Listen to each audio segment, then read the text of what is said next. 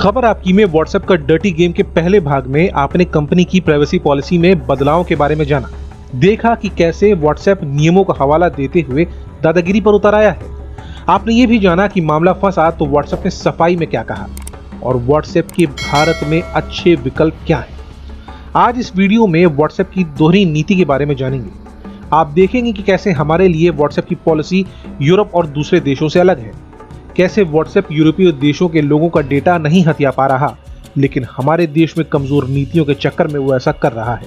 लेकिन सबसे पहले बात करते हैं हमारे देश में व्हाट्सएप पर हुए कानूनी प्रहार की। वकील चैतन्य रोहेला ने दिल्ली हाईकोर्ट में एक PIL दाखिल की है, जिसमें उन्होंने व्हाट्सएप की प्राइवेसी पॉलिसी को चुनौती दी है और कोर्ट में पॉलिसी पर तत्काल प्रभाव से रोक लगाने की मांग की है। चैतन्य रोहेला ने पॉलिसी को राइट टू प्राइवेसी के खिलाफ बताया है। नीति भारत के नागरिकों के निजता के अधिकार की हनन करती है। रोहेला ने कहा है कि नीति किसी भी व्यक्ति की ऑनलाइन गतिविधि में 360 डिग्री प्रोफाइल व्यू देती है और किसी भी व्यक्ति की निजी और व्यक्तिगत गतिविधियों पर नजर रखी जा सकती है और ये सारा काम बिना सरकारी निरीक्षण के किया जा सकता है। इसके अलावा रोहेला ने सरकार के IT मंत्रालय को दिशा निर्देश देने की भी मांग की है।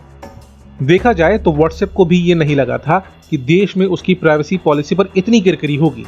मामला कोर्ट चला जाएगा, लोग उसे छोड़ने लगेंगे, मामले पर सरकार भी गंभीर होगी।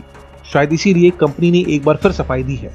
इस बार व्हाट्सएप ने कहा है कि नई प्राइवेसी पॉलिसी सिर्फ बिजनेस अकाउंट्स के लिए है और इससे पर्सनल चैटिंग प्रभावित नहीं होगी। ना तो व्हाट्सएप और ना ही फेसबुक यूजर्स का चैट देख और पढ़ सकते हैं, ना व्हाट्सएप और ना फेसबुक यूजर्स की कॉल सुन सकते हैं। व्हाट्सएप ने कहा है कि वो इस बात का रिकॉर्ड नहीं रखता कि यूजर किसे कॉल या मैसेज कर रहा है। व्हाट्सएप ने आगे बताया कि व्हाट्सएप ग्रुप पहले की तरह प्राइवेट बने रहेंगे और यूजर खुद सेट कर सकते हैं कि उनका मैसेज कब डिलीट होगा और सिर्फ आप यानी यूजर ही अपना डेटा डाउनलोड कर सकते हैं। व्हाट्सएप अपनी नई प्राइवेसी पॉलिसी के लिए चाहे जितनी भी दलीलें दें, लेकिन उसकी करनी और कथनी में बहुत बड़ा फर्क है और वो क्या है, चलिए वो भी आपको बता देते हैं। व्हाट्सएप की नई प्राइवेसी पॉलिसी दुनिया भर के यूजर्स के लिए बनाई गई है, लेकिन चौंकाने वाली बात यह है कि अलग अलग देशों में नियम अलग अलग हैं। भारत सहित तमाम विकासशील देशों में जहां पॉलिसी मानने के लिए मजबूर किया जा रहा है, वहीं यूरोपियन यूनियन के यूजर्स के लिए इसे मानना जरूरी नहीं बल्कि वैकल्पिक है।